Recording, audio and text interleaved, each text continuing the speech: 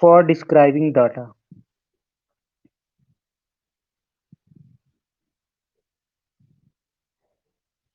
जो डाटा को डिस्क्राइब करेंगे और किसको डिस्क्राइब करेंगे? डाटा के रिलेशनशिप को। डाटा रिलेशनशिप कि जो डाटा स्टोर्ड हैं उनके बीच में क्या रिलेशनशिप है, इनको भी डिस्क्राइब करेगा। डाटा सिमेंटिक, तो देखो सिमेंटिक का मतलब होता है मीनिंग, कि जो डाटा हमने स्टोर किया है उनका क्या मतलब होगा। एंड कंसिस्टेंसी कंस्ट्रेंट्स,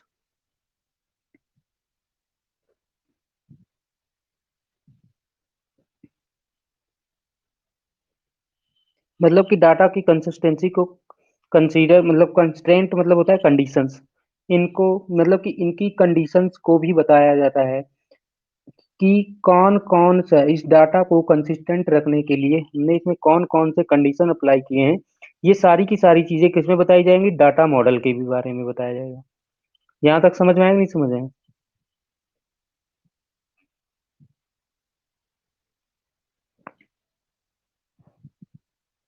तो इसमें एक होगा रिलेशनल डाटा मॉडल, जो कि हमारे 12th के सिलेबस में है। Relational data model. तो रिलेशनल डाटा मॉडल क्या होगा? It uses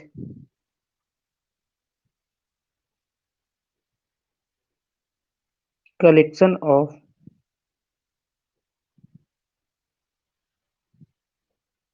tables. It uses collection of tables to represent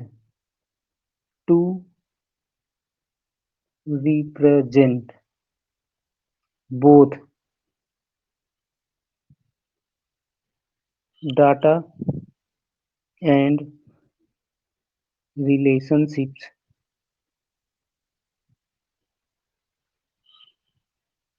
among those data। यानी कि इसका कहने का मतलब क्या है भाई, कि ये क्या करेगा, जितना भी डाटा होगा उसको, और उन डाटा के बीच में क्या रिलेशन होगा उसको बताने के लिए किसको यूज करता है? टेबल्स को। एक भी टेबल हो सकती है या बहुत सारी भी टेबल हो सकती है। तो हम लोग रिलेशनल डाटाबेस में, ये डाटा मॉडल में या रिलेशनल डाटा मॉडल में हम हमेशा टेबल्स का यूज करके डाटा को स्टोर करते हैं। फिर एक और हम पढ़ेंगे एंटिटी रिलेशनशिप मॉडल। दूसरा होगा entity relationship model.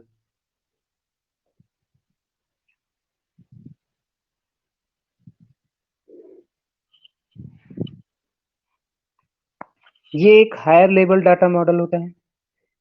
Higher level data model होता है।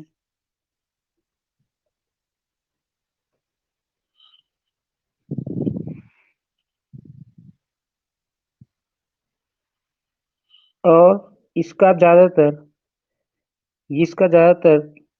किस लिए यूज किया जाता है? Mostly used for database design. इसको सबसे ज्यादा हम डाटाबेस डिजाइन के लिए यूज कर लेते हैं। इसको सबसे ज्यादा हम किसके लिए यूज कर लेते हैं? डाटाबेस डिजाइन के लिए कर लेते हैं।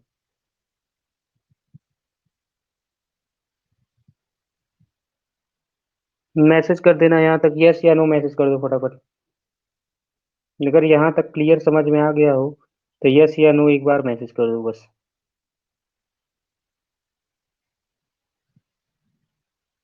ठीक है।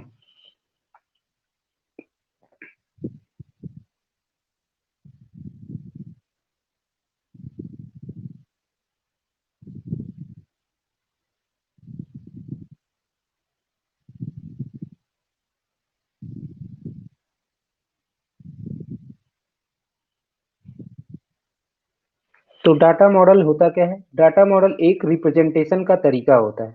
डाटा मॉडल एक रिप्रेजेंटेशन का तरीका होता है किसका? डाटा को स्टोर करने में। अब जब डाटा को, जब यह डाटाबेस का जो रिप्रेजेंटेशन का तरीका था वो दो प्रकार के हैं यहाँ पे। एक हो सकता है रिलेशनल डाटा मॉडल हो सकता है, या एंटिटी रिलेशनशिप मॉडल हो सकता है। ऐसे ही होगा, नेटवर्क मॉडल होगा, हायरार्किकल मॉडल होगा, अलग अलग होंगे, सबका अपना अपना यूज होगा। लेकिन यहाँ पे हम लोग दो के बारे में जान रहे हैं, फिर आगे और आगे ऐसे पढ़ लेंगे। जितना हमारे सिलेबस में है वो है रिलेशनल डाटा मॉडल। हमारे सिलेबस में जो है वो है रिलेशनल डाटा मॉडल। तो यहीं पे स्टार्ट करते हैं जी।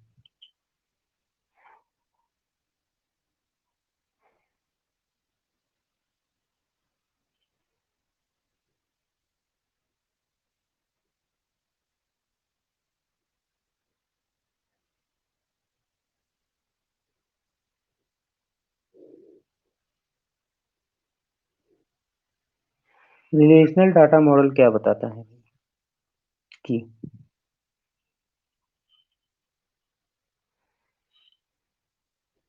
It is primary data model. ये एक प्राइमरी डाटा मॉडल है जिसका किसके लिए यूज किया जा रहा है। It is used for commercial data processing application. Commercial data processing application. ठीक है, ये कॉमर्शियल डाटा एप्लीकेशंस के लिए यूज किया जाएगा। अब आगे।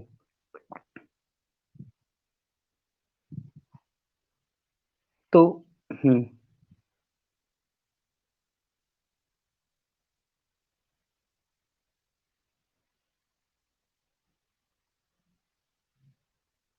ऐसे यहाँ पे मतलब बहुत सारे मॉडल हैं, उन सबसे ये सबसे सिंपलेस्ट मॉडल होता है। It is the simplest data model. ये सिंपलेस्ट डाटा मॉडल है। और ये सिंपलेस्ट डाटा मॉडल है। इसके अलावा और हम इसमें क्या बता सकते हैं कि इसको जो जॉब ऑफ प्रोग्रामर होगा ना, उसको ये इजी कर देता है। बाकी डाटा मॉडल के हिसाब से ये क्या करता है, जॉब ऑफ डाटा मॉडल को, या सॉरी जॉब ऑफ प्रोग्रामर को इजी कर देता है। ठीक है। अब यहाँ पे हम पढ़ेंगे structure structure of relational databases.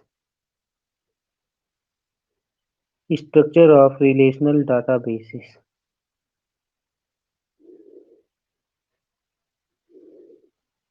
ठीक है, तो इसको इधर पढ़ते हैं स्ट्रक्चर ऑफ रिलेशनल डाटाबेसेस में।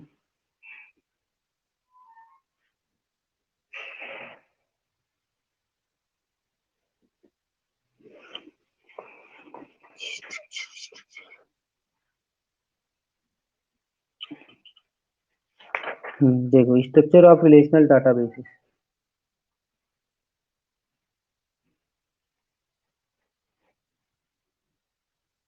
सबसे पहला, एक रिलेशनल डाटाबेस जो होगा उसमें क्या होगा, लिख के बता रहा हूँ। रिलेशनल डाटाबेस टेबल में क्या किससे बनाते हैं। Relational database consist of a collection of tables. इसमें क्या होगा भाई, टेबल्स के फॉर्म में इंफॉर्मेशन स्टोर्ड होगी। टेबल्स के फॉर्म में इंफॉर्मेशन स्टोर्ड होगी। और हर एक टेबल का each of which is assign a unique name. हर एक डाटाबेस टेबल का अपना नाम होगा। हर एक टेबल का अपना नाम होगा और वो यूनिक होगा। अगर किसी टेबल का नाम एक हो चुका तो दूसरा टेबल का नाम कुछ और नहीं होगा। जैसे एग्जाम्पल में मैं दे दूं कि अगर हमने कह दिया कि ये हो गया इंस्ट्रक्टर। इंस्ट्रक्टर जो हो गया ये टेबल नेम हो गया। इंस्ट्रक्टर अगर ये टेबल नेम हो गया तो किसके बारे में, इंस्ट्रक्टर टेबल नेम, तो which is the name of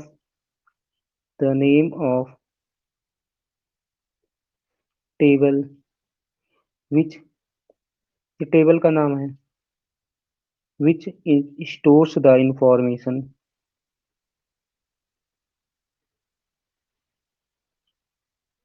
about instructors. About instructors कौन कौन से होंगे? जैसे मान लो ये हमने एक टेबल बना लिया। इस टेबल का नाम हमने क्या दे दिया भाई? इंस्ट्रक्टर। इंस्ट्रक्टर नाम दे दिया। तो अब इस टेबल में क्या होगा? ऐसे बहुत सारे कॉलम होंगे, रो होंगे। तो इसमें क्या होगा? टेबल का नाम तो आ ही चुका है। यहाँ पे हो सकता है नेम हो, इंस्ट्रक्टर आईडी हो, इंस्ट्रक्टर आईडी हो, इंस्ट्रक्टर आईडी भी हो सकता है। और क्या हो सकता है? इंस्ट्रक्टर डिपार्टमेंट, किस डिपार्टमेंट में काम कर रहा है, किस डिपार्टमेंट में पढ़ाता है। ये सारी चीजें मतलब की इंफॉर्मेशन स्टोर हो सकती हैं इससे। किसकी इंफॉर्मेशन स्टोर हो सकती है? किस डिपार्टमेंट में क्या पढ़ाता है। साथ में ये भी हो सकता है कि इस इंस्ट्रक्टर की सैलरी क्या है, इस इंस्ट्रक्टर की सैलरी क्या है। सारी की सारी इंफॉर्मेशन इसमें हो सकती है। मान लो इसका नाम है, इसमें दो इंस्ट्रक्टर हैं, राम एंड श्याम। तो दो इंस्ट्रक्टर हैं, मान लो इनकी इंस्ट्रक्टर आईडी है 01D, इनकी इंस्ट्रक्टर आईडी है 02D। इनका डिपार्टमेंट है कंप्यूटर साइंस, इनका डिपार्टमेंट है इलेक्ट्रॉनिक्स। इनकी सैलरी है 35,000, इनकी सैलरी है 40,000। तो देखो अलग अलग। तो इससे अगर हमने कहा कि इंस्ट्रक्टर जो है ये टेबल है, यही है रिलेशनल डाटाबेस में हमेशा टेबल के फॉर्म में इंफॉर्मेशन स्टोर होगी। और ये जो टेबल होगा ये क्या होगा? सबका यूनिक नेम होगा। अब देखो इसमें जो टेबल में क्या होंगे? टेबल में क्या है? चार कॉलम हेडर्स हैं। चार कॉलम हेडर्स हैं, एक दो तीन चार। चार कॉलम हेडर हैं कि नहीं? तो अब देखो इसमें क्या होगा? जो ऊपर जो हमने टेबल बनाई है,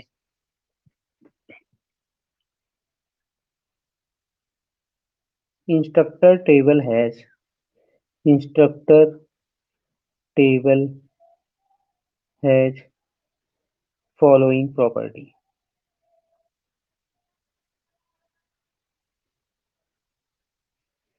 instructor table has following property.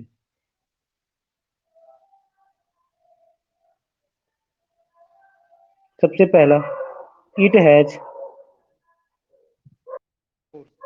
इसके पास में चार, इसके पास में कितने?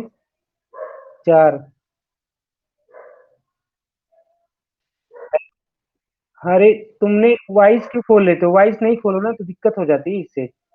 रुको अब फिर से करना पड़ेगा। वॉइस खोल लोगे तो दिक्कत हो जाएगी। ठीक है, तो इसलिए वॉइस मत खोलना भाई। यही एक, चलो ठीक है। तो देखो क्या है, it has four column headers. अभी ठीक है ना सब कुछ? बस समझ लो कि उसमें मैसेज कर दिया करो जो भी प्रॉब्लम हो। इसमें क्या होगा? चार कॉलम हेडर होंगे। इसमें क्या होगा? चार कॉलम हेडर हैं। कॉलम हेडर मतलब जो कॉलम में दिखाई दे रहे हैं, सॉरी, ये कौन कौन से हो गए चार कॉलम हेडर? सबसे पहला देखो, पहला नेम है, फिर instructor ID, instructor department, salary. कौन कौन से हैं? नेम, आईडी था, डिपार्टमेंट था, और क्या है? सैलरी है। यहाँ पे इंस्ट्रक्टर डिपार्टमेंट था, यहाँ पे इंस्ट्रक्टर आईडी था। ठीक है, यहाँ तक बात समझ में आई है? अब देखो, अब इसमें क्या होगा? जो each row of this table,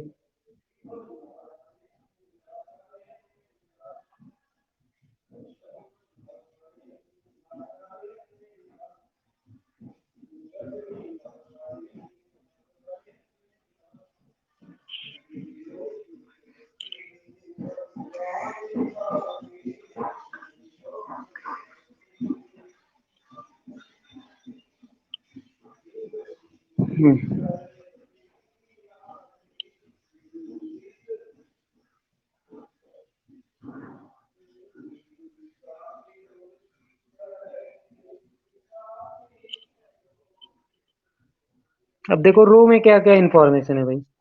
जो रो है, ये दो रो हैं, दोनों रो अपना अपना इंफॉर्मेशन किसके बारे में कंटेन कर रखा है ना। Each row of this table records information about instructor.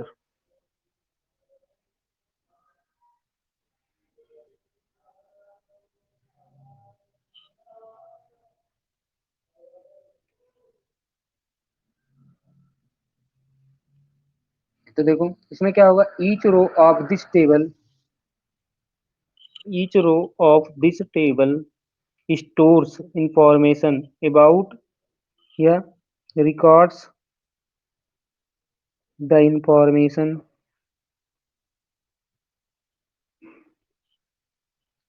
about instructors।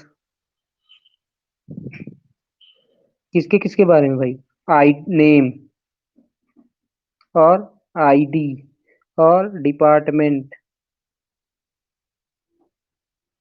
And salary, उसके सैलरी, इन सब के इंफॉर्मेशन को क्या करता है, रिकॉर्ड करता है। कौन रिकॉर्ड करता है, रो। इसी तरीके से और भी टेबल हो गए हैं।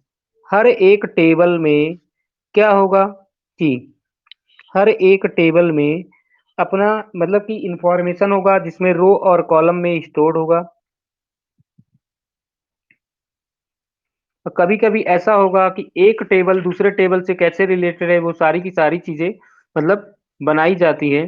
तो यहाँ पे इसने हमें मतलब यही जानना था कि भाई रिलेशनल डाटाबेस में हम टेबल के फॉर्म में इंफॉर्मेशन को स्टोर करते हैं।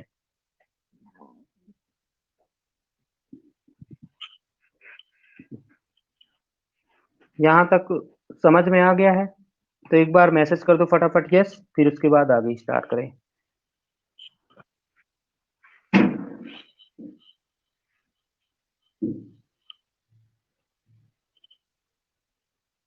ओके, ये देखो अब आगे क्या होगा कि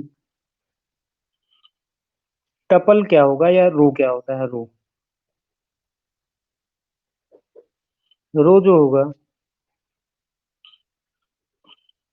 a row in a table represents a relationship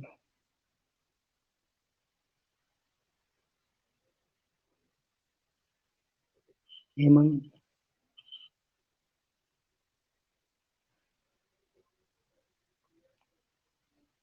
ये क्या करता है, सेट ऑफ वैल्यूज के अंदर रिलेशनशिप को बनाता है, ये रिप्रेजेंट करता है रिलेशनशिप को। अब क्या होगा, बहुत सारे, अब जैसे कि टेबल में क्या होगा, सिंस टेबल में एक से ज्यादा रिलेशनशिप हो सकती हैं, टेबल में क्या होगा, एक से ज्यादा रिलेशनशिप हो सकती हैं। तो उन सभी रिलेशन को रिप्रेजेंट करने के लिए उतने ही रो का जरूरत पड़ेगा। जितना रिलेशनशिप होगा उतना ही टेबल में रो होगा, जितना रिलेशनशिप होगा उतना ही टेबल में रो होगा।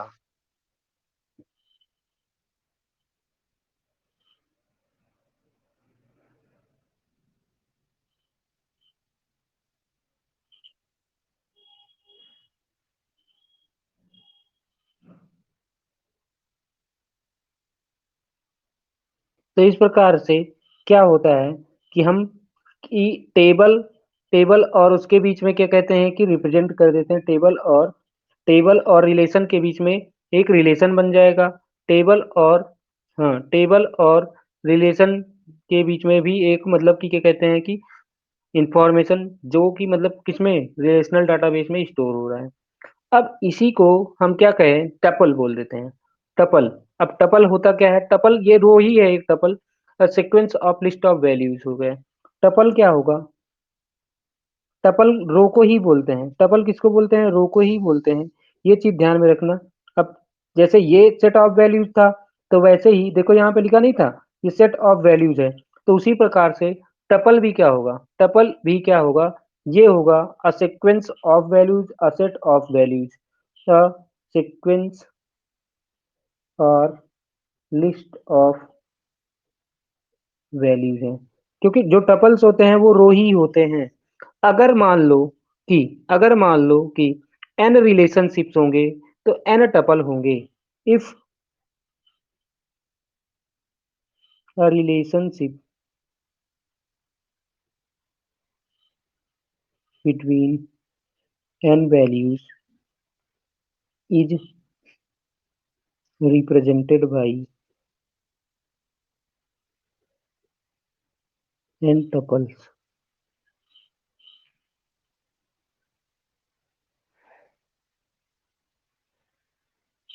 by n tuple,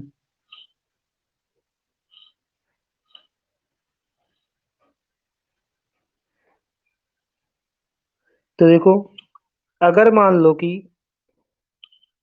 n set of values हैं तो उसमें क्या होगा, एक टेबल में जो होगा या रो जो होगा उसमें n वैल्यूज होंगे। अगर n रिलेशनशिप्स हैं तो क्या होगा, एक टेबल मतलब कि जैसे एक रिलेशनशिप है मान लो, अगर n रिलेशनशिप तो n रो, लेकिन अगर एक रिलेशनशिप है, ये एक रिलेशनशिप होगा, उसी में n डिफरेंट डिफरेंट वैल्यूज है, जैसे एक n1 हो गया, n2 हो गया, n3 हो गया, ऐसे ही मान लो चलता रहा। और यहाँ पे कितने रिलेशन हो गए, n, सॉरी रिलेशन नहीं, n वैल्यूज हो गए। तो इनके बीच में जो रिलेशन होगा वो क्या हो गया, n वैल्यू रिलेशन, यानी कि इसमें कितने हो गए, एक ही रिलेशन में n वैल्यूज होंगी, कुल मिलाकर के ये होगा। समझ में है नहीं समझ में? रिलेशनल मॉडल में क्या होगा, रिलेशन किसके लिए यूज किया जाता है, टेबल के लिए। ये जो रिलेशन शब्द होता है, रिलेशन शब्द किसके लिए यूज किया जाता है, टेबल के लिए। टेबल की जगह हम क्या बोलेंगे, रिलेशन बोलेंगे। टेबल की जगह हम रिलेशन बोलेंगे। रो की जगह हम टपल बोलेंगे। रो की जगह हम टपल बोलेंगे। और रो की जगह हम टपल बोलेंगे। और साथ में ही जो कॉलम होगा उसे एट्रीब्यूट बोलेंगे। जो कॉलम होगा उसे एट्रीब्यूट बोलेंगे।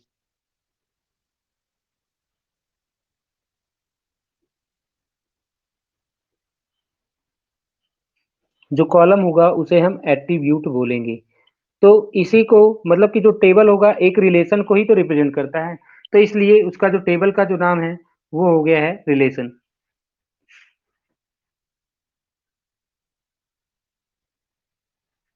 चलो यहाँ तक समझ में आ गया है ना? अब आगे कल पढ़ाता हूँ इसको, थोड़ा सा और आगे बढ़िया से, इतना पहले पढ़ लेना, इसका नोट्स भेज देता हूँ जितना अभी पढ़ा है, बाकी अब कल पढ़ाऊंगा, ठीक है?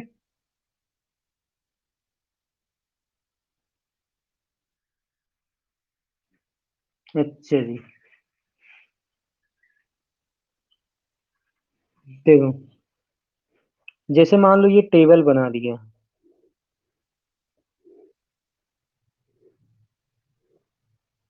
अब अगर मान लो इस टेबल का नाम रख दें स्टूडेंट, तो अगर कोई बोले कि ये स्टूडेंट, तो रिलेशन, इसी को रिलेशन भी बोल देंगे। ये क्या है, रिलेशन है। मैंने बताया था टेबल का नाम जो होगा उसे को ही रिलेशन बोला जाएगा। ये जो टेबल है उसी को रिलेशन बोला जाएगा। तो ये हो गया स्टूडेंट। अब स्टूडेंट का क्या होता है भाई, अब इसमें ये तीन एट्रीब्यूट हो गए और तीन कॉलम हो गए। इसमें कितने, तीन एट्रीब्यूट हो गए या तीन कॉलम हो गए। तो अब इनका नाम क्या हो जाएगा, मान लो इसका नाम हो गया roll number. Roll number, name, और क्या कहते हैं क्लास मान लो। तो या क्लास सेम क्लास होगी तो रोल नंबर, नेम, और कहते हैं मार्क्स, समझ लो मार्क्स। तो रोल नंबर है मान लो 10, 11, 12, अलग अलग रोल नंबर। अब इसका नाम हो सकता है राम, इसका हो सकता है श्याम, इसका हो सकता है हरी। तो और इनके मार्क्स आए हैं अकॉर्डिंग टू 25, 24, 25। तो अब देखो क्या हुआ कि इसमें इसको क्या बोला जाएगा, ये एक हो गया टपल। इस टपल में कितनी वैल्यूज हैं, एक दो तीन। इस ये हो गया थ्री टपल वैल्यू, मतलब कि थ्री टपल हो गया। ये हो गया एक ऐसा रो जिसमें तीन वैल्यूज हैं, या एक टपल हो गया जिसमें तीन वैल्यूज हैं। समझ में आया नहीं समझ में आया? ये एक टपल हो गया, ये एक टपल हो गया। इसमें इस टेबल में कितने टपल हैं, एक दो तीन। और इस टेबल में कितने एट्रीब्यूट हैं, एक दो तीन। इतना बात समझ में है, यही है, यही है। इनको बोला जाएगा एट्रीब्यूट, इनको बोला जाएगा एट्रीब्यूट। इसको बोला जाएगा रिलेशन, इसको बोला जाएगा रिलेशन, इसको बोला जाएगा एट्रीब्यूट। कितने एट्रीब्यूट हो गए? 3। ये रोल नंबर, नेम और मार्क्स, ये तीनों ही क्या है? एट्रीब्यूट है। ये है टपल, इसमें जो टप ये वैल्यूज हैं टपल एन, ये 3 टपल वाला हो गया। 1 2 3, हम कहेंगे इसमें 3, क्योंकि इसकी कितनी वैल्यूज हैं? 3 वैल्यूज हैं इसमें। 3 वैल्यूज अलग अलग हैं जो स्टोर हुई हैं। ठीक है, अब समझ में है नहीं समझ में है? ठीक है, अब इसको चलो ठीक है, बाकी आगे कल पढ़ाता हूँ। ठीक है, ओके।